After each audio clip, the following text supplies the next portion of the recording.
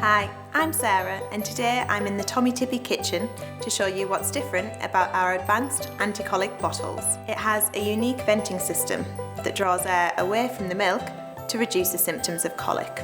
Because it's a bit different, it's really important to take care when cleaning it.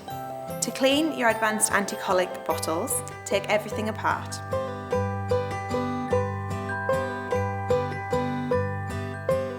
Including the anti-colic venting system, which is made up of 3 parts.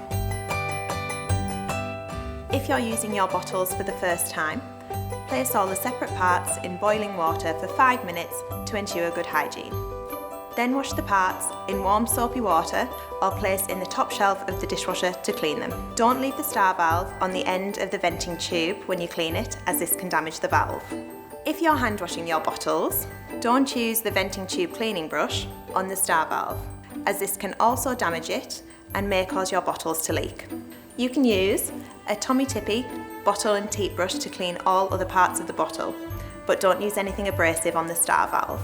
Rinse all the parts in clean water. Now you can put the star valve and the venting tube back together, ready for sterilising. Sterilise all parts of the bottles and the anti-colic venting system according to your steriliser instructions.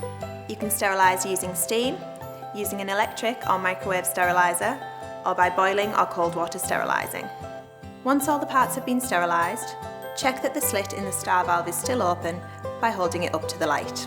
If it is closed, gently pinch it with the teat tongs to reopen it.